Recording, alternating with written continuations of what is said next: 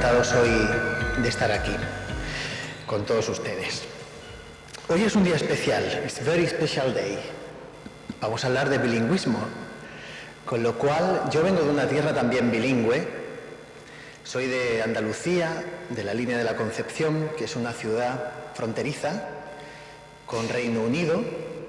Mi cultura también es binacional, soy bicultural y también en nuestro lenguaje tenemos muchísimas palabras adaptadas directamente del inglés al castellano. No solo palabras, costumbres, que son muy inglesas. Yo desde pequeño pues conocía la libra como la peseta o el euro. Conocía, por ejemplo, pues el Sunday roast como la paella. O tomábamos el capotí, o sea, el cup of tea, a las 5 de la tarde, pero le llamábamos el capotí. O tenemos el zospe, el saucepan, que es el zospe. O teníamos, o yo jugaba de pequeño con los meblis. ¿Sabéis lo que son los meblis? Las canicas, los marbles. O cuando inflábamos la bicicleta, pues utilizábamos la inflata, to inflate. En fin, y así podíamos seguir. O como cuando íbamos a la frontera de Gibraltar, o más conocida como verja, le llamábamos la focona, F-O-C-O-N-A, que quiere decir four corners, 4 esquinas, porque tiene forma rectangular. Focona. Es decir, que vengo de una tierra donde se ha usado mucho, no es el bilingüismo en sentido estricto, pero sí una cierta biculturalidad o una forma de ver la realidad desde esos dos mundos, el británico y el hispano. De manera que cuando yo llegué a Manchester, pues para mí era como estar en casa, porque pues allí también vamos a comprar el Morrison o teníamos la costumbre del fish and chip. O sea, que estoy como en casa desde que llegué hace 3 años.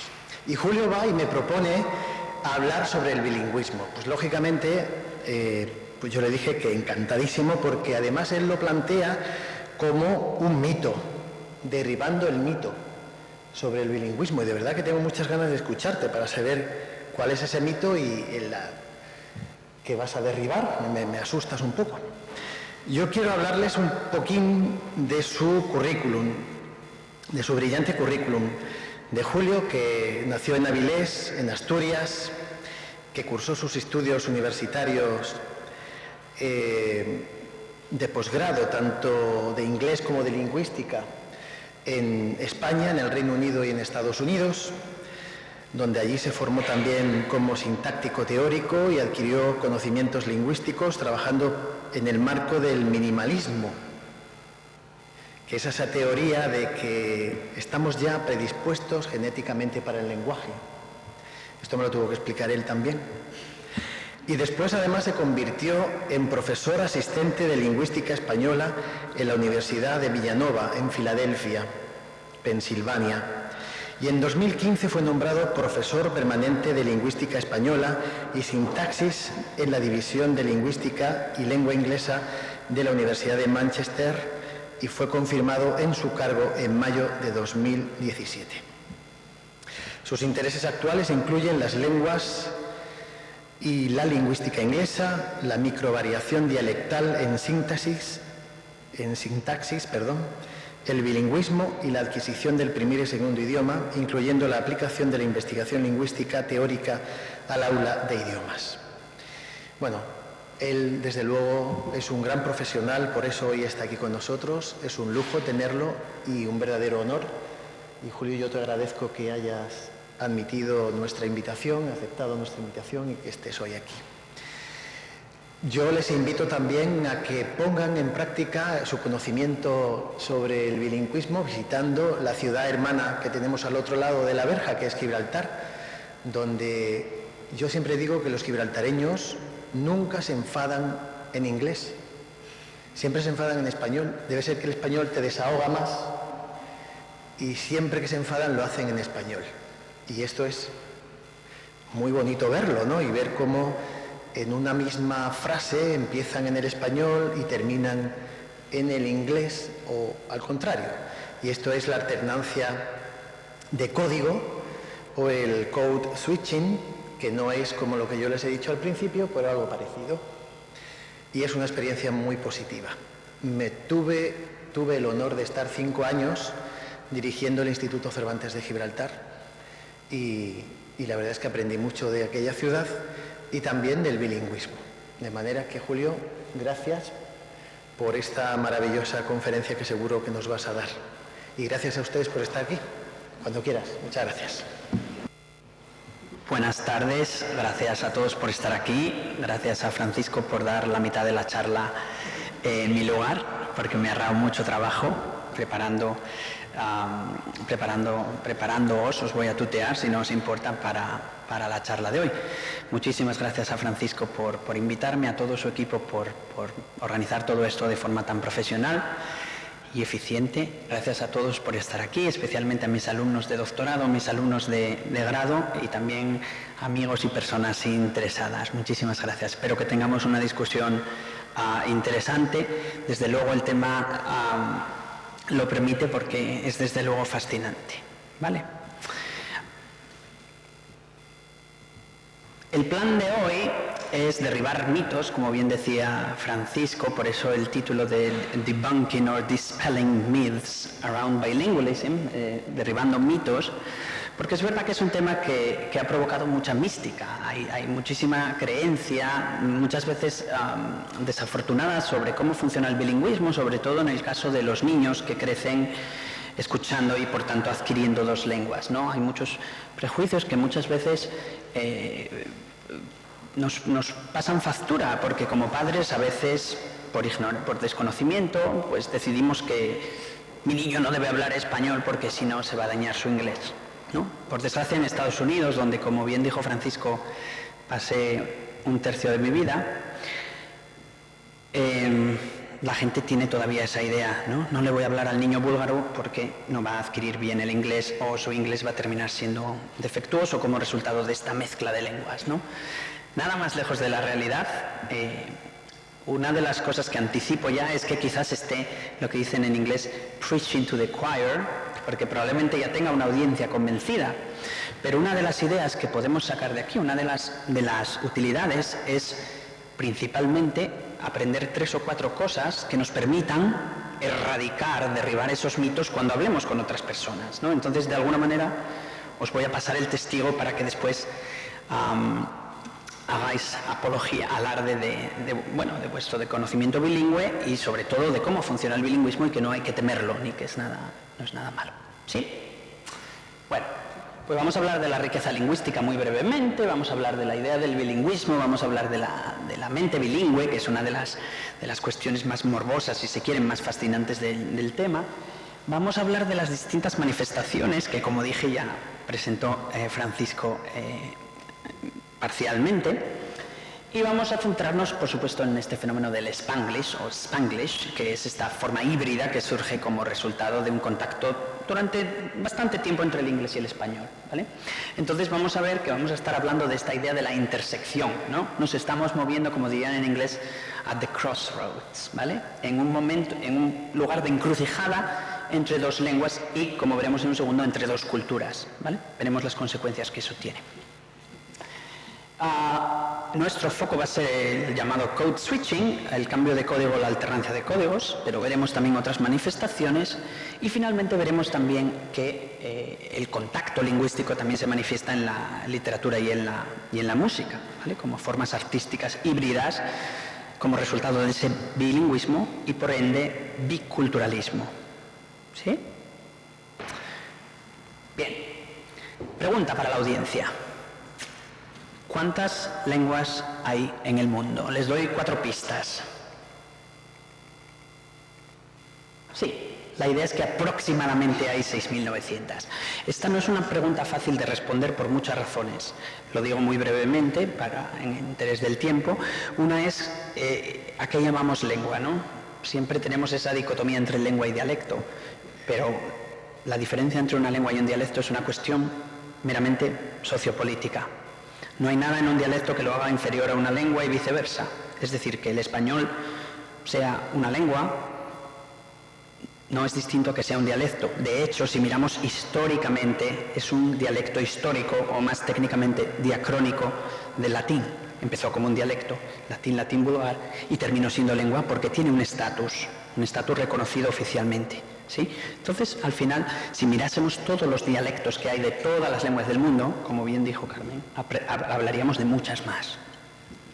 ¿Cuál es la mala noticia? La mala noticia es que muchas de estas lenguas son lenguas minoritarias, con muy pocos hablantes, vivos, si se quiere, o productivos, que no le hablan la lengua a sus hijos y que, por tanto, es muy probable que esta lengua se extinga, finalmente. ¿Vale? Esa es la parte mala. Las estimaciones son muy negativas. Se habla de que de estas lenguas que tenemos aquí quedarán como mucho igual 50 en varias décadas. David Crystal, que es uno de los grandes expertos, habla de esas cifras que son bastante tristes, porque, como vamos a ver, la lengua es una riqueza cultural muy grande y el hecho de que se pierda una lengua es una pérdida muy grande a nivel cultural, pero también a nivel científico. Como lingüistas nos interesa estudiar todas las lenguas y precisamente cualquier lengua, cualquier dialecto, cualquier variedad, para usar un término neutral, es una ventana hacia cómo funciona la mente humana, hacia cómo funciona el lenguaje como capacidad, como facultad de la mente, no el lenguaje manifestado en una lengua o en un idioma. ¿Vale? Vamos a ver esa distinción también, yo creo, en algún momento, ¿sí? Si hay alguna pregunta de clarificación, podéis levantar la mano y estaré encantado de responderla. Si es algo más controvertido, lo dejamos mejor para el final, ¿vale? Algunos términos que probablemente sean familiares para la mayoría de las personas aquí presentes: el término monolingüismo, la idea de hablar solo una lengua; la idea del bilingüismo, que, como indica el prefijo bi, significa dos; la idea del multilingüismo, o quizá más idiomáticamente en castellano, plurilingüismo. Tenéis asientos aquí, chicos. Plurilingüismo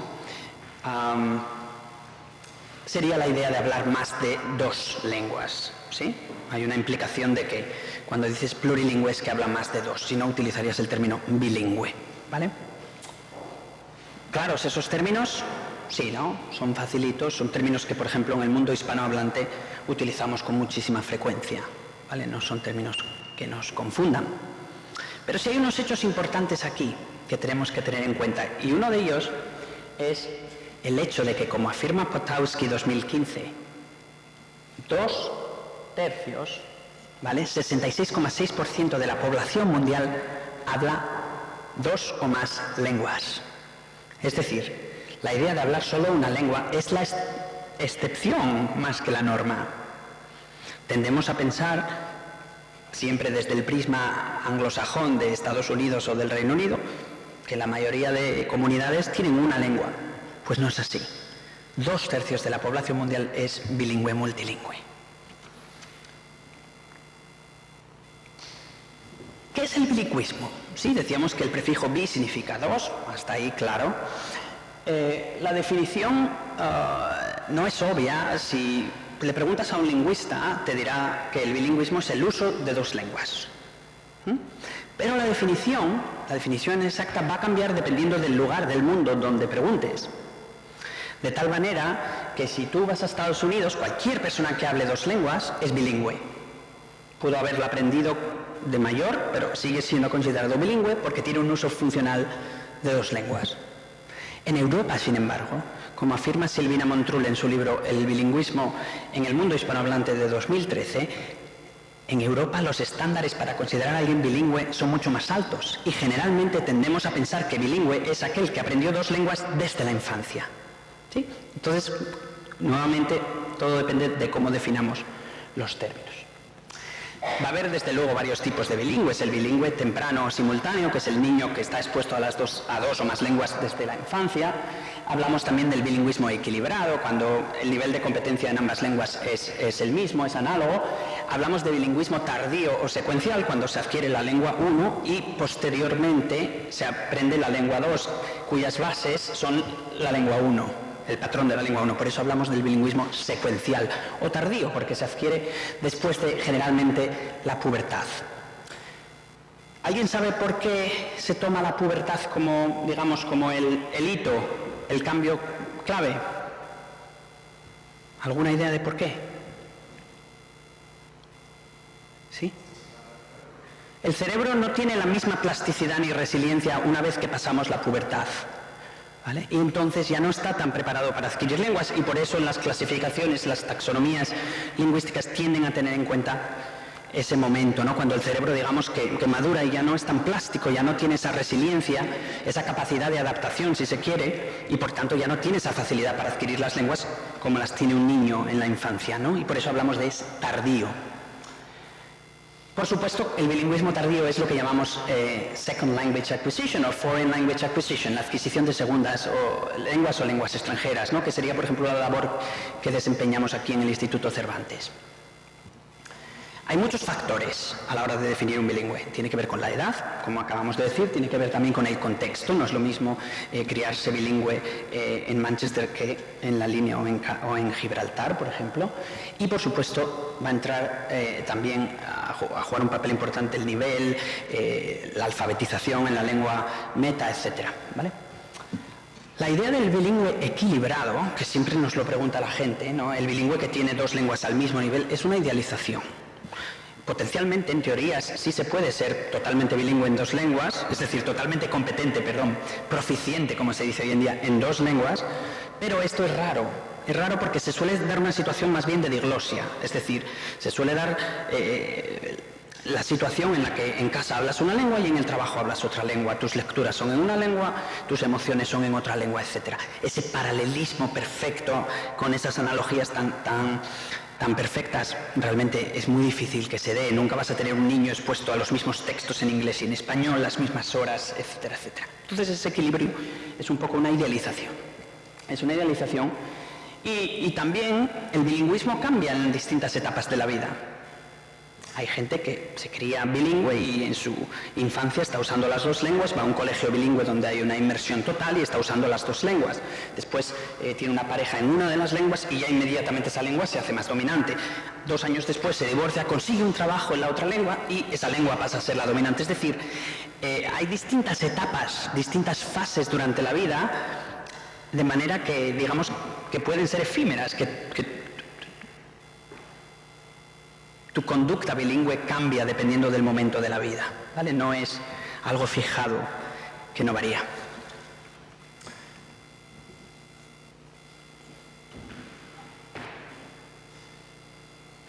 Las líneas telefónicas que marcaba Francisco de joven en la línea. Sigue habiendo mucho prejuicio con el bilingüismo, a pesar de que todos hemos oído hablar de que retrasa la aparición del Alzheimer, de que los niños bilingües y en general las personas que dominan más de una lengua tienen mucha capacidad metalingüística, es decir, conocen mejor la gramática, son más capaces de contrastar las lenguas en general y se suele decir que hay más facilidad para aprender una lengua más, ¿no? Una tercera lengua, porque precisamente tienes esa capacidad de comparar el sistema de sonidos de las lenguas que hablas, el sistema gramatical, el sistema léxico y por tanto, pues añadir una tercera se supone que es un poco más sencillo. El prejuicio es especialmente, yo lo he notado por mi trayectoria en Estados Unidos. No he estado ahí en la etapa post-Obama, no sé cómo será ahora, me temo que peor, pero había mucho prejuicio con el tema del bilingüismo y sobre todo en casos donde se mezclaban las dos lenguas, porque siempre se pensaba que esto era algo aberrante, ¿no? Que esta persona no habla ninguna de las dos lenguas y por tanto hace una mezcla. Esto era muy común en Estados Unidos. Podemos, si queréis luego en la discusión hablar de cómo sería aquí la cuestión del bilingüismo, ¿no? Y les voy a dar un ejemplo muy breve de cómo incluso los investigadores tienden a, de alguna manera, imponer visiones sobre el monolingüismo en el caso del bilingüismo. Y el ejemplo que os doy es de Montrul y tiene que ver con el léxico bilingüe infantil. Cuando se estudia cómo adquiere un niño bilingüe el vocabulario, cómo adquiere el léxico de su lengua, de una de las dos lenguas, se tiende a comparar con niños con adquirientes, si se quiere, monolingües, ¿no? De manera que tienes un hijo que habla español, lo voy a comparar con un niño monolingüe de español. Pero tu hijo no está aprendiendo solo el español, no nos podemos olvidar que también está aprendiendo el inglés o la lengua que sea, o las lenguas que sea. ¿Sí? ¿Hasta aquí me seguís? Imaginemos que el niño es monolingüe de español, conoce 5 palabras para su español. Y luego tenemos por otro lado un niño monolingüe de inglés que también tiene 5 palabras, que bueno, en este caso son las mismas, ¿no? Entonces, bueno, por simplificar las cosas, decimos que este niño tiene 5 términos y este otro tiene 5 términos, ¿vale? Ahora, por supuesto, entra en escena el niño bilingüe, el bilingüe español-inglés. Y este niño tiene un vocabulario más complejo porque tenemos el conjunto intersección, ¿sí? Donde hay un lugar de encrucijada donde se mezclan las dos lenguas. Si nosotros nos centramos en este niño y miramos su español, vemos que tiene 3 palabras, por ejemplo. Y el inglés tiene también 3 palabras. Y si yo me quedo aquí, puedo concluir inmediatamente que este niño tiene un déficit, porque si lo comparo con un niño monolingüe, el vocabulario del niño bilingüe es 3 palabras en español, mientras que el niño monolingüe tiene 5. Por tanto, el niño bilingüe va con un retraso en su aprendizaje léxico. Podría ser una conclusión. Sin embargo, si queremos tener una foto, una imagen más completa de lo que realmente pasa aquí, vemos que el niño también tiene términos que conoce tanto en inglés como en español. Entonces, realmente, si nos ponemos a mirar el verdadero número que tiene, no es 3, es 9, porque tiene 3 palabras en inglés, 3 en español y luego tiene otras que también dice tanto en inglés como en español. De manera que el vocabulario de este niño realmente es más rico que el de un monolingüe. Lo que pasa es que hay cierta división en el vocabulario. Si comparamos al niño bilingüe en su español con un monolingüe, es probable que concluyamos que este niño está en desventaja, al contrario de lo que nos dicen los hechos reales si miramos toda la foto, ¿vale? ¿Sí? La mente bilingüe. Una de las grandes preguntas que ha habido en el mundo bilingüe y en lingüística en general es si la mente del bilingüe es especial, si es distinta a la mente de un hablante de una sola lengua. Y la pregunta del millón, una de ellas, es si los idiomas del bilingüe o del multilingüe están representados en la misma zona en distintas partes del cerebro, es decir, algo así como si hay una separación, como si hubiese, es decir, la cuestión es, hay una separación modular entre distintas partes del cerebro dedicadas a la lengua 1 y a la lengua 2, o la lengua A a la lengua B, si se adquirieron simultáneamente. Y esta es una de las preguntas, ¿no? Quizá la lengua 1 está en una parte del cerebro y la lengua 2 está en otra zona del cerebro. ¿Sí? Esa es una hipótesis, es una explicación potencial de cómo funciona el bilingüismo. Otra hipótesis, por contra, arguye lo siguiente. Quizá no haya una separación modular. Las lenguas del bilingüe coexisten en el mismo espacio mental, ¿no? Es otra hipótesis. Entonces, esto si lo representamos esquemáticamente con la imagen, el diagrama del cerebro que tendríamos, sería algo así como la L1, la L2 y digamos que la combinación de las dos en esa misma zona del cerebro, ¿sí? Bueno, esta es una pregunta que no tiene tampoco una respuesta clara a día de hoy, pero sí sabemos que la investigación, tanto en neurolingüística como en psicolingüística como en lingüística teórica, apunta a que las partes del cerebro involucradas en el bilingüismo, es decir, en más de una lengua, son las mismas, tanto en bilingües como monolingües. La idea es que, en general, los varones diestros, que son diestros, que utilizan la mano derecha para escribir o para hacer cosas importantes, tienden a tener el lenguaje lateralizado en el hemisferio izquierdo del cerebro, es decir, hay unas áreas, los centros lingüísticos, para simplificar, para entendernos, que están localizados en el hemisferio izquierdo. Se habla del área de Broca, que tiene que ver con la producción, el área de Wernicke, que tiene que ver con la comprensión, y por supuesto hay muchas más áreas del cerebro involucradas en el lenguaje, pero esos son los centros principales, si se quiere. Esos estarían involucrados tanto en la lengua 1 como en la lengua 2. ¿Vale? Sí se habla de que hay distintos sistemas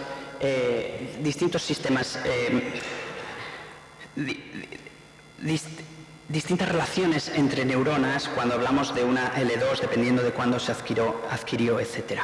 ¿Vale? Y hay gente que habla de que al principio hay ciertas cuestiones que si las aprendemos de memoria están en el hemisferio derecho, pero una vez que se sistematizan y ya son parte de la lengua hablada y naturales, espontánea, ya pasan a las áreas del cerebro canónicas para una L1. ¿Vale? Parece que la evidencia apunta a que todo está en la misma zona. ¿Vale? Pero esto es investigación abierta, son preguntas todavía sin una respuesta clara. ¿Vale? Por supuesto fascinantes, pero sin una respuesta clara.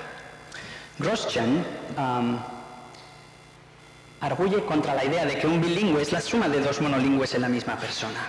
¿Vale? La idea es que este no es el caso. Estamos hablando de una persona distinta, no es hablante de español más hablante de inglés, los pongo juntos en una máquina y sale un hablante híbrido, no, es más complejo que eso.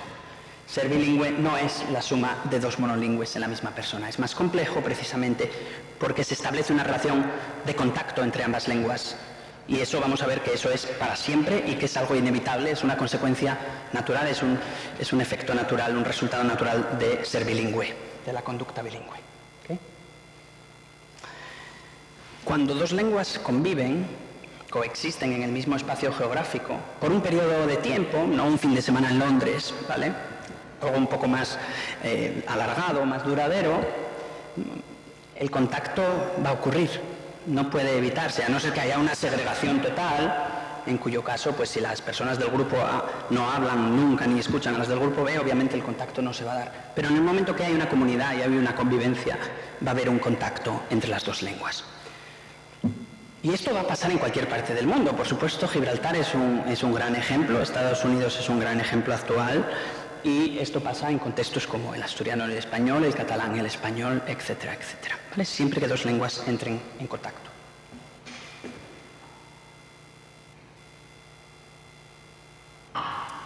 Y este es otro de las raíces, de las razones para los prejuicios que ha habido contra el bilingüismo, ¿no? La idea de que estamos mezclando y por tanto parece que no somos lo suficientemente puristas para centrarnos en la lengua 1 o en la lengua 2. Es una de las raíces, ¿no?, de las causas de este prejuicio, pero esto es una consecuencia muy natural de la conducta bilingüe, como vamos a ver en un segundo. ¿Vale?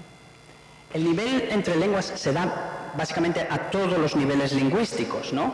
Y cuando hablamos de niveles lingüísticos nos referimos principalmente al nivel de los sonidos, es decir, se va a notar en la pronunciación de los bilingües, se da también a nivel del léxico, el vocabulario, como dijimos hace un momento con los niños, se da también, por supuesto, en cuanto a la estructura de las oraciones, la sintaxis, y se va a dar también en cuanto a los significados, la semántica.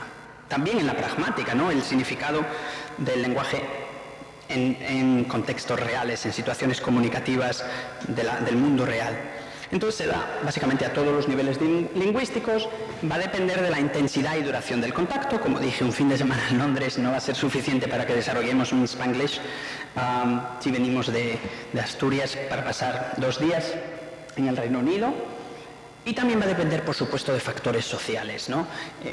En general, estos efectos, si se quiere, o estas consecuencias, manifestaciones del contacto entre lenguas se dan sobre todo en lo que llamamos los hablantes de herencia, en inglés heritage speakers, que son los hablantes de segunda generación. Es decir, los hablantes que adoptan una nueva lengua, la lengua dominante de su entorno. Por ejemplo, un niño de padres españoles que se cría en Manchester, su lengua dominante en el colegio, su lengua de éxito va a ser el inglés, y va a ser un hablante de herencia de español. Ahí vamos a ver muy glamurosamente, si se quiere, la idea del contacto, ¿vale? Y después vamos viéndolo también en generaciones posteriores, si tenemos la suerte de que no se pierda. Como sabemos, todos conocemos muchos ejemplos especialmente en los Estados Unidos de América, donde ves niños de cuarta generación. Mi abuelo era italiano, solo sé decir chao, ¿vale? Vamos a ver un poco de estas manifestaciones, aunque Francisco ya hizo los deberes por mí, del contacto español-inglés. Vamos a ver cómo vamos de tiempo, vamos bien. La primera manifestación es lo que llamamos los neologismos, que son la creación de palabras nuevas, específicamente los préstamos léxicos, es decir, cuando compartimos, tomamos palabras de otro idioma, ¿no? Para ilustrarlo con el español y el inglés, tenemos palabras muy actuales como Brexit, ¿no? No decimos la salida del Reino Unido de la Unión Europea, decimos el Brexit, ¿vale? Lo modificamos en cuanto a la pronunciación, pero decimos Brexit. Y lo mismo con WhatsApp, el WhatsApp. Yo he escuchado a españoles decir, mándame un WhatsApp. Me encanta oír eso. Y por supuesto muffin, que teníamos una palabra preciosa, ¿no? Magdalena, pero ahora es muffin. Y también brownie, etcétera, ¿no? Que además está muy de moda. Voy a ponerles un vídeo en un segundo sobre esta cuestión. Y luego tenemos otros casos, sobre todo en el español de la América hispana, en contacto con el inglés, y en Estados Unidos, como troca, para decir camión, por truck, que es la palabra que usarían en América para lo que aquí sería un lorry, parquear por aparcar, cash, efectivo. Y, por supuesto, como vemos, estos préstamos se adaptan o no a la morfofonología de la lengua que los toma, dependiendo de factores criterios bastante arbitrarios, ¿no? Por ejemplo, brownie no se cambia, se escribe igual que en inglés, pero pick up lleva ahí una extraña tilde, que no sé por qué la lleva, la verdad, porque si se lo tengo que enseñar a los alumnos de español como segunda lengua, pero está en los diccionarios y en todas las páginas web con la tilde. Me imagino que es para enfatizar que lleva ahí el acento, no sé. Lanchear, mapear, y estoy seguro de que se os pueden ocurrir muchísimos ejemplos de estos préstamos léxicos, palabras que vienen de una de las lenguas y se adoptan y adaptan en ocasiones a la lengua que los toma, ¿vale? Que los presta, que los toma prestados. Además de los préstamos léxicos, también tenemos préstamos semánticos. Estos son un poco más difíciles porque no son tan obvios, no es un préstamo directo, es algo un poco más intricado, si se quiere, ¿vale? Son básicamente expresiones de una lengua que se usan con el significado de la otra lengua. Por ejemplo, hablamos de los calcos, donde se calca el significado de una palabra a otra. Muchas de ellas ni siquiera sabemos que son calcos del inglés. Por ejemplo, rascacielos, luna de miel, baloncesto, son muy buenos ejemplos. No, luna de miel, honeymoon, por ejemplo. Y luego otros donde se calca la expresión idiomática, o lo que llamarían el verbo con partícula en inglés, ¿no? Correr para una oficina política. En inglés no dirías run for president, probablemente dirías ¿cuál es la expresión? Stand for office, ¿no? Sí. Pero run, más en correr para oficina, tener un buen tiempo, que es muy ambigua, porque ¿qué tal? ¿Tuviste un buen tiempo en Budapest? Sí, hizo mucho sol. No, si te lo pasaste bien. Did you have a good time during your trip? ¿No? Estos son los calcos. Y luego tenemos los llamados falsos amigos, que todos utilizamos el término de false friends cuando aprendemos otra lengua. Estos son terribles en las lenguas como el español, el francés, el italiano y el inglés, y el español, porque son palabras, términos que vienen de la época del latín, pero obviamente las historias de todos estos países, de estas culturas, son durante muchos siglos muy distintas y las palabras adquieren significados distintos, ¿no? Por ejemplo, actually en inglés significa in reality, o in actuality en español significa currently, ¿no? En el presente. Es el típico error de alguien que empieza a aprender inglés o español. Son cognados precisamente porque tienen la misma raíz, pero su significado ha cambiado a lo largo de los siglos. Y aquí tenemos los típicos como aplicar a un trabajo, ¿no? En español uno se aplica para estudiar o se aplica a una crema, pero es muy común decir apliqué para un trabajo, apliqué a un trabajo. Soportar económicamente en lugar de apoyar, pretender en lugar de fingir, que este es muy confuso, estudiar en la librería en lugar de la biblioteca y, por supuesto, conmutar, que se usa muchísimo hoy en día porque no tenemos un término en español para ir de casa al trabajo. Es el trayecto que uno hace de casa al trabajo, o la conmutación, ¿no? Como sería en inglés. Y aquí tienen un pequeño chiste. Por traducción, por falso amigo, calco del inglés, ¿sí? También tenemos préstamos discursivos que se usan pues, para unir oraciones, para hacer que el discurso sea más fluido, y este es muy común, ¿no? Todos habrán escuchado a famosos y a famosas en la tele de los países de la América hispana que dicen, conectores, las palabras que llamamos conectores del discurso, que se dan muchas veces en la otra lengua, no en la lengua que uno está hablando. Y aquí tenemos un ejemplo. En el trabajo, por ejemplo, cuando hablo con los jefes, hay veces, que get mad. ¿Sabes por qué? Digamos que conectan el discurso, ¿no? Se tienden a usar en la otra lengua y, por tanto, son parte de estas manifestaciones. Como alguien que se especializa en sintaxis, los que más me llaman la atención son los calcos gramaticales, que es lo mismo que acabamos de ver para el vocabulario, pero con la sintaxis, con la estructura de las oraciones y de las palabras. Y aquí tenemos muchos casos que ilustran precisamente este concepto que, como digo, es copiar las lenguas, las reglas que subyacen, que gobiernan una lengua y aplicarlas literalmente a la otra lengua, ¿no?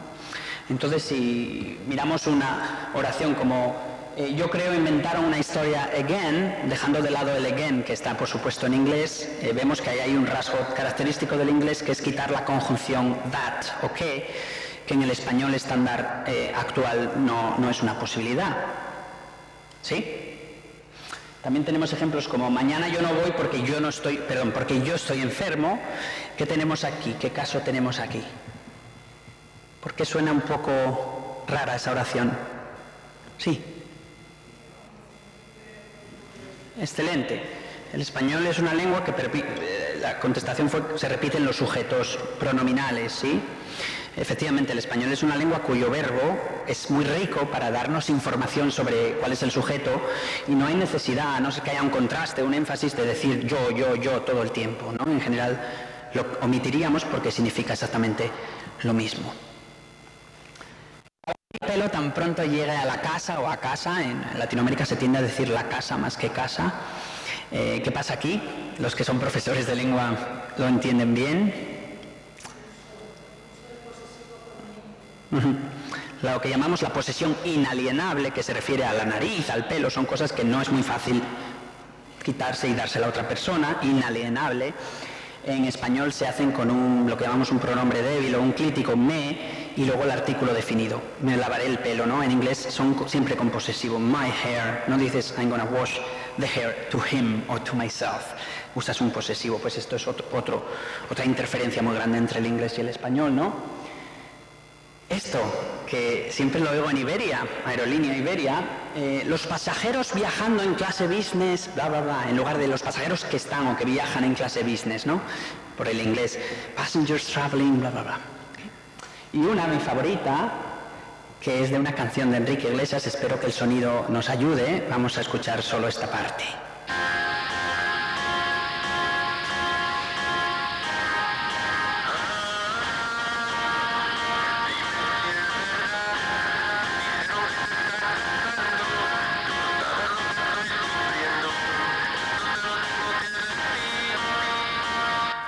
¿Sí? Me dijeron que te estás casando. Cuando ves el vídeo no está ocurriendo una boda, no hay un cura o un concejal oficiando una ceremonia, no, es que está usándolo con idea de futuro, ¿no? Oh, you're getting married, ¿no? Te estás casando. No ahora mismo, que sería el significado en español, sino con valor de futuro, de algo que ya está planificado, ¿sí? Como vemos, transferencia incluso en el caso de, bueno, me imagino que la canción no la escribiría Enrique Iglesias, pero estamos hablando de una persona que se crió hasta cierta edad en Madrid y después emigró a Miami, con lo cual vemos que la influencia no es solo para los bilingües simultáneos, de hecho se da mucho en los hablantes, como mi caso de donde el inglés es segunda lengua. ¿Vale? La idea del code switching que mencionaba Francisco, esta es un poco la estrella porque es, digamos, la manifestación más obvia, más flagrante del contacto lingüístico, ¿no? Lo llamamos alternancia de códigos, cambio de código, en inglés puede ser code switching o code mixing. En general, code mixing es un término un poco más general, ¿vale? Más amplio para referirse a casos como los que veíamos antes de préstamos, léxicos, calcos y todo eso, esa forma híbrida sería code mixing, y code switching es más la yuxtaposición de partes, fragmentos de oraciones u de oraciones en el mismo discurso, ¿vale? la mezcla a nivel sintáctico, más allá de exclusivamente prestar palabras, tomar prestadas palabras, ¿vale? Y vamos a ver precisamente un ejemplo de la tierra que nos mencionaba Francisco. Ah, no, todavía no, perdón. Vi 34 y era 31, perdón, ¿eh? Es un fenómeno estigmatizado, especialmente en los Estados Unidos. De ahí que se usen términos como Tex-Mex, que tiene una connotación muy negativa, es un término peyorativo en el inglés americano, para referirse a esta mezcla, ¿no? a la alternancia de códigos. Pero como vamos a ver en un segundo, la alternancia de códigos exitosa, la que es auténtica, requiere un nivel muy alto de bilingüismo, because it's not so easy to switch from one language to another without violar las reglas que subyacen a las dos lenguas. And you have to do this on the fly, without thinking about it, and you have to assume that your interlocutor va a entender todo lo que dices, etcétera, etcétera. Entonces la alternancia de códigos fluida requiere un nivel altísimo de competencia, en contraste con lo que se tiende a asumir, a presuponer que es al revés. Como mezcla es que no habla ni español ni inglés, ¿vale? Se cree que la alternancia de códigos es un déficit de inteligencia. Se cree que es una forma desviada, una aberración lingüística, una mezcla creativa pero totalmente aberrante. Se cree también que hay unas carencias educativas detrás de las personas que usan la alternancia de códigos. Se cree también que hay una falta de conocimiento lingüístico, es decir, no hablo A, no hablo B, pues mezclo lo que se de A con lo que se de B. No, nada más lejos de la realidad. Y se tiende a pensar que es una forma desviada, una forma con cierto deterioro, ¿vale? Estos son prejuicios que nos tenemos que quitar ya. Yo me imagino que estoy hablando a una audiencia convertida, pero es algo que tenemos que inculcar y que es parte de nuestra responsabilidad social como expertos tanto en lingüística como en lenguas extranjeras. Creo que es algo muy importante que tenemos que dejar claro a la sociedad, ¿vale? Sí hay un caso, y quizá esto sea parte de la razón del prejuicio, de alternancia patológica estudiada también, pero esto tiene que ver con daños cerebrales y no tiene absolutamente nada que ver con el ejemplo que les di antes mío o de los llanitos, de los gibraltareños. Esto tiene que ver con un problema neuronal y hay una mezcla, un tipo de afasia, si se quiere, de problema exclusivo del lenguaje en la mente, que hace que se mezclen las lenguas sin ningún sentido y de manera fallida, pero esto, como digo, es algo patológico que nada tiene que ver con la alternancia en el uso diario de los bilingües, ¿vale? Pero puede que sea un poco la raíz del problema. Y es interesante porque si pensamos en la alternancia de códigos, no todo vale. Por tanto, tiene que haber reglas que subyacen a cómo funciona el code switching, el code mixing. Y os quiero hacer esta pregunta. ¿Son oraciones posibles en la alternancia español-inglés las siguientes? La primera es compra it. Quiero decir, cómpralo, ¿no? Buy it, compra it. La segunda es, ayer yo llamé at 7. Y la tercera es, voy a comprar pan after my talk at the Cervantes today. La primera, ¿suena bien o suena mal? Todo el mundo. Mal. Suena muy rara, ¿sí? De hecho, tengo que comparar con cómpralo porque si no, no lo entenderíais. Compra it. Me dice, cómpralo o buy it, pero ahí no mezclaríamos. La segunda, ayer yo llamé a 7. Probablemente tampoco seríamos capaces de interpretarla, ¿sí? Todos de acuerdo. Y la última, voy a comprar pan after my talk at the Cervantes tonight. Sí, en principio suena bien. Como vemos, no todo vale, hay reglas que gobiernan el uso del code switching y que acabamos de comprobar aquí empíricamente de forma experimental, sin tener los permisos adecuados de experimentar con humanos, pero es algo muy sencillo y en este caso ustedes son hablantes, la mayoría no, de code switching, de español y de inglés y por tanto podéis darme el juicio, perdón. Estoy acostumbrado a hablar en inglés y ahí no hay que preocuparse del usted y el tú y aquí no sé por qué tengo dificultad. Es un fenómeno extremadamente natural. Tanto es así que encontramos en nuestra investigación ejemplos de niños que desde muy pronto, por ejemplo 2 años y 2 meses, ya dicen cosas como aquí hay bunnies, ¿no? Porque probablemente no sepa el término conejos, entonces utiliza el término en inglés. Y también, mi corazón se llama Cold Heart, Carla, una niña que no había cumplido siquiera los 3 años. Lo que esto nos dice es que en su habla espontánea, un habla totalmente natural, los niños bilingües usan alternancia de códigos. Esto nos tiene que decir que la alternancia de códigos es algo totalmente normal y esperable en la conducta bilingüe. ¿Sí? Los niños son magos del lenguaje, por lo que decía el caballero, ¿no? Tienen esta plasticidad, esta resiliencia en el cerebro que les permite adquirir una lengua o varias con muchísima facilidad y sin realizar un esfuerzo de manera involuntaria, sin un esfuerzo por parte de los padres, incluso sin ir a la escuela, ¿no? Conocemos muchas tribus que no tienen siquiera un alfabeto ni un sistema de escritura y sin embargo tienen hablantes nativos. A día de hoy no se conoce ninguna tribu que no tenga el lenguaje. Y los grupos de personas que no tienen lenguaje hablado lo tienen de otras maneras, se manifiesta como lengua de signos.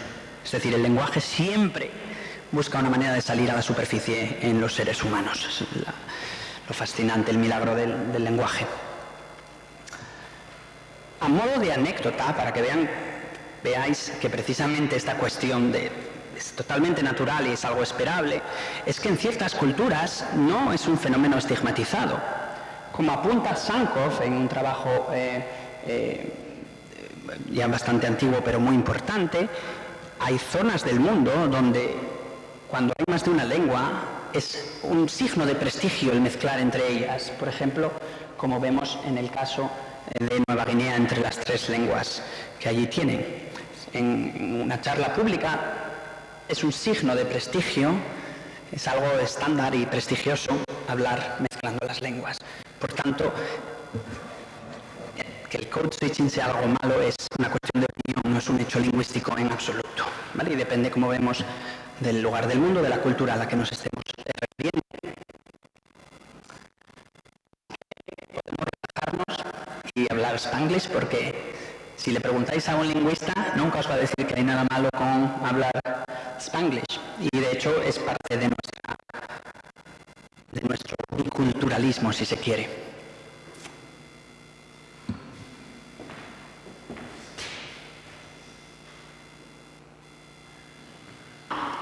Tranquilo o tranquila, ¿ya? Muy bien. ¿Qué tipos de alternancias encontramos? Por si alguien está interesado, no es muy técnico. Encontramos las alternancias emblemáticas, que son un poco las que mencionaba antes, los marcadores discursivos, los conectores de palabras, cosas como este, fíjate, bueno, you know, well, okay, muy comunes, muy típicos.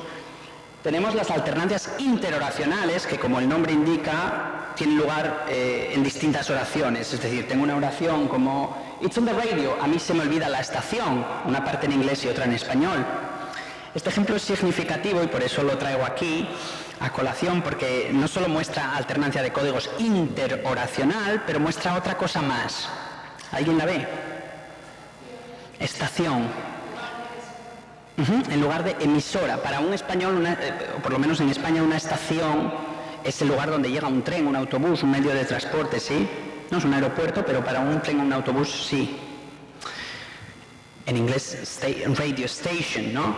Entonces aquí vemos que hay un caso de préstamo total y rotundo del inglés.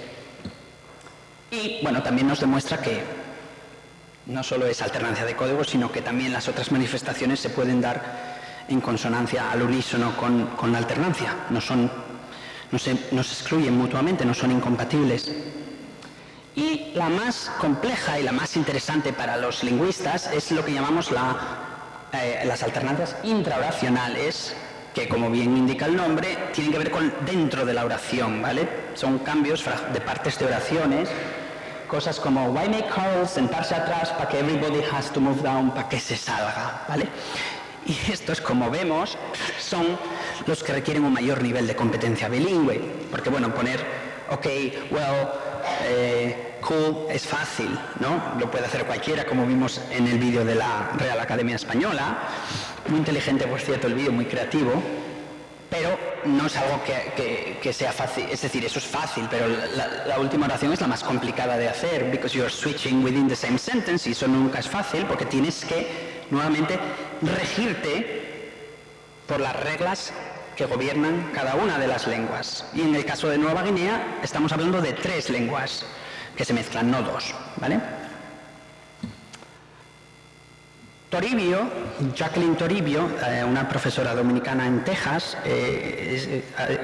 tiene trabajos muy influyentes en la alternancia de códigos, y nos habla de las distintas funciones que tiene la alternancia de códigos, porque se han identificado varias funciones lingüísticas que, bueno, está la cuestión de si son conscientes o son inconscientes. Una tiene que ver con el tema de conversación, para mostrar lealtad a tu cultura. Si, por ejemplo, hablas de la comida de tu tierra y esa comida es oriunda de allí y tiene un vocabulario específico, pues es más probable que te refieras a ella utilizando esa lengua, incluso dentro de un discurso en la otra lengua, para mostrar, por supuesto, ese afecto, ese cariño a tu cultura oriunda, ¿no? También sirve como marcador de la identidad, ¿no? If I switch here and I share this cryptic code with you, this hybrid version, está bien, porque todos hablamos inglés-español, podemos mezclar y eso es parte de nuestra identidad. Estoy también mostrando ahí un afecto, pero por supuesto ese biculturalismo, ¿no? La idea que tienes dos lenguas, dos culturas, una identidad híbrida. Los marcadores del discurso que veíamos anteriormente, muy comunes. La reiteración y el énfasis, ¿no? No voy a ir, I'm not going there.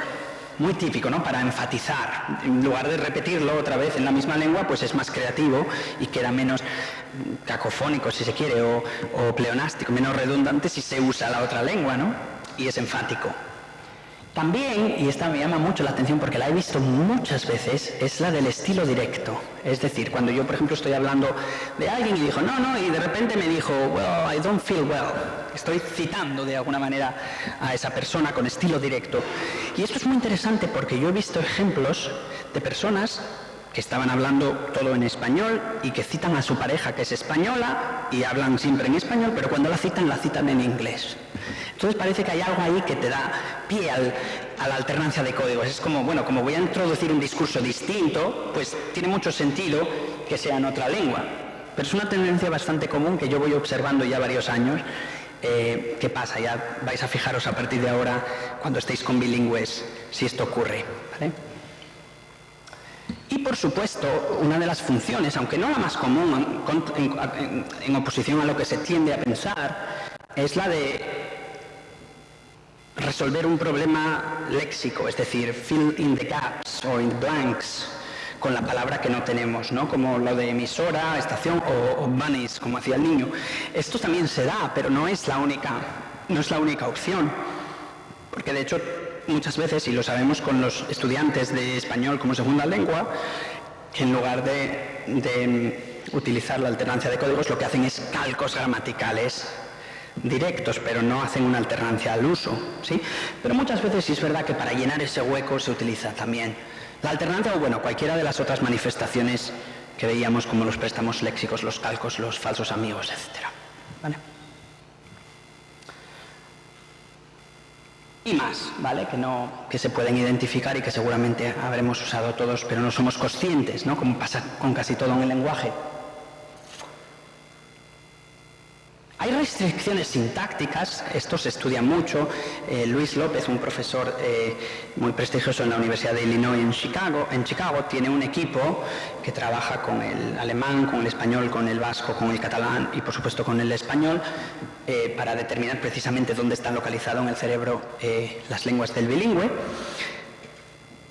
y también encontrar las reglas sintácticas que, como digo, subyacen a la alternancia de códigos. Este es solo un ejemplo, el laboratorio de Luis López. Hay muchísimos, también la profesora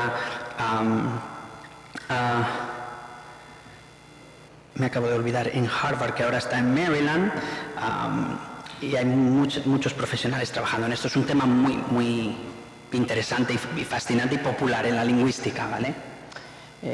Polinsky, ¿vale? El The Polinsky Laboratory en Harvard y ahora en Maryland.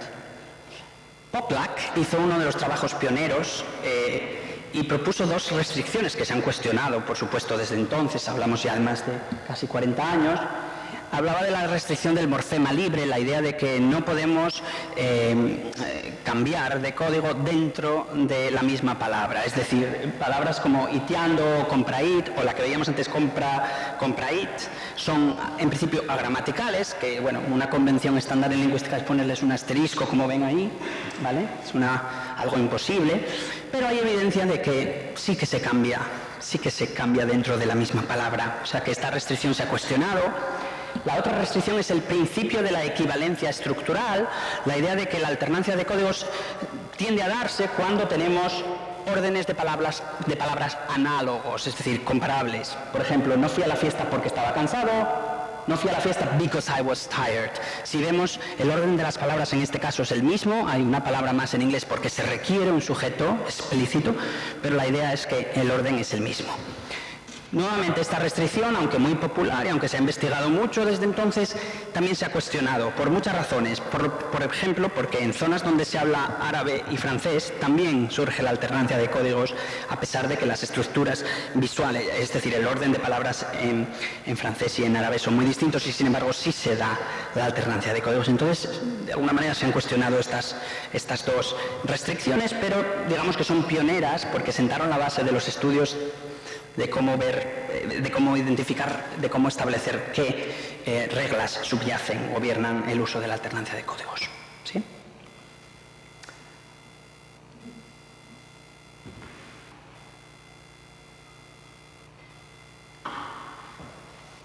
Como decíamos, el contacto lingüístico nos da lugar a una variedad híbrida, a un biculturalismo, y hay una idea de defender la identidad bilingüe, ¿no? La identidad de la persona que posee más de una cultura. Y esto, por supuesto, tiene manifestaciones artísticas que se ven en la literatura y en la música. Bueno, teníamos el ejemplo de la canción de Enrique Iglesias anteriormente, ya tenemos un ejemplo de cómo se da en la música. En general, cualquier canción del reggaetón nos va a dar mucha evidencia de la existencia de estas manifestaciones. Y tenemos múltiples obras, no sé qué problema tengo hoy con la R y la L, las líquidas, muchas obras de literatura chicana, de los mexicanos de Estados Unidos, o que emigraron allí, o que estaban en terreno mexicano antes de que pasaran a manos americanas, estadounidenses, y también latinas. Os doy un ejemplo de Don Quijote de la Mancha, uno de los grandes expertos en la alternancia de Stevens, que tiene una traducción muy bonita, y le voy a pedir a alguien, Chris Perriam, ¿podrías leérnosla?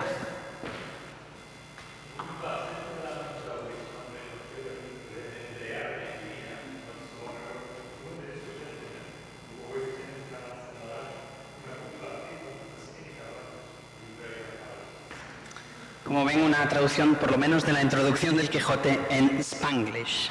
Un poco forzada en algunas cosas, remembrearme, etcétera, pero muy bonita, muy creativa. Y si os fijáis, remembrearme violaría el principio de Poplack del morfema libre, ¿sí? Y sin embargo ahí se usa y, bueno, se entiende y parece bastante natural, fluye, ¿no?, de alguna manera. La obra de Stevens sobre el Spanglish es importante y la recomiendo altamente.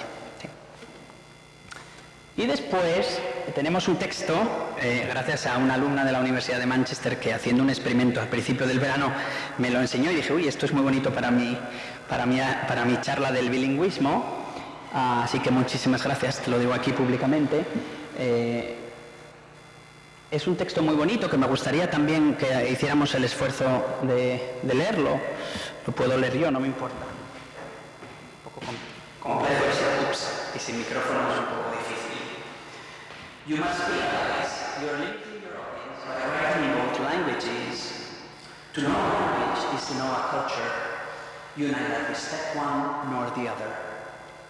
If I respected languages like you do, I wouldn't write at all. El muro de Berlín fue derribado.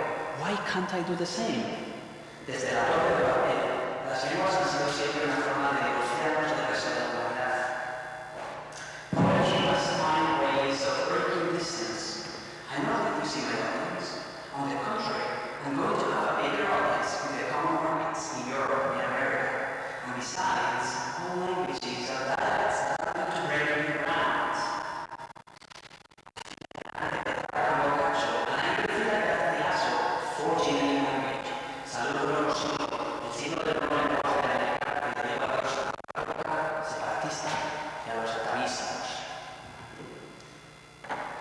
Es un ejemplo muy bonito reivindicando esta idea de la identidad híbrida y del Spanglish en definitiva, ¿sí?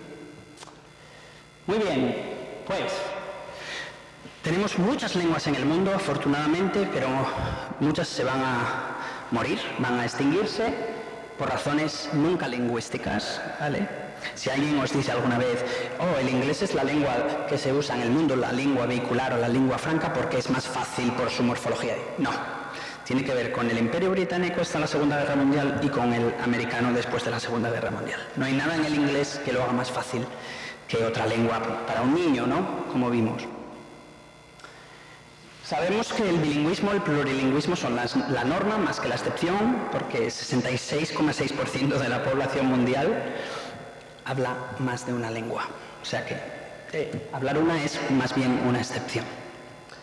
Sabemos que el contacto se va a dar siempre que las lenguas coexistan en el mismo espacio por un determinado espacio de tiempo, y no hay nada tampoco malo en ello, es algo totalmente natural, no se puede evitar, por tanto, como dice en inglés, let's embrace it, ¿no? Hay un debate muy grande sobre cómo se configura la mente bilingüe y las preguntas principales son si están en distintas partes del cerebro o si usan los mismos mecanismos neuronales, es decir, la misma zona del cerebro. Sabemos que hay varias manifestaciones de la alternancia de códigos, hemos hablado de los préstamos, de los calcos, de los falsos amigos y por supuesto del code switching, ¿no? Que es un poco el ejemplo por excelencia, por antonomasia de este hibridismo lingüístico, de esta mezcla de códigos. Y sabemos que requiere un alto nivel de competencia. Esto es importante, porque lejos de ser algo erróneo, algo que nos diga que, bueno, en realidad esta persona no habla ninguna de las lenguas, en realidad esta persona tiene una competencia a un nivel muy alto en ambas lenguas. ¿Vale? Sabemos que hay muchos estudios sobre la sintaxis de la alternancia de códigos, se avanza mucho, pero todavía estamos en la infancia, porque bueno, pues la lingüística como ciencia comenzó a final de los años 50, principios de los 60, y por tanto, pues si lo comparamos con otras ciencias tradicionales, es todavía muy novel, muy nueva. Sabemos que este contacto se manifiesta en la literatura y en la música, algo, bueno, pues que creo que está muy bien porque nos ayuda a mantener esa identidad bicultural. Y en general, para un lingüista, para alguien que es experto en la lengua, no hay ninguna variedad que sea superior a la otra. Todas son una fuente potencial de información. Desde el punto de vista científico, cualquier variedad lingüística es importante, y por eso nuestra responsabilidad social como expertos es, pues, abogar por la diversidad lingüística y valorar el tesoro que tenemos en el mundo con las distintas lenguas y las culturas que portan, ¿vale? Hay bastantes referencias, tengo aquí pocas por espacio, pero si alguien está interesado podríamos hablar de alguna más, ¿vale? Muchísimas gracias.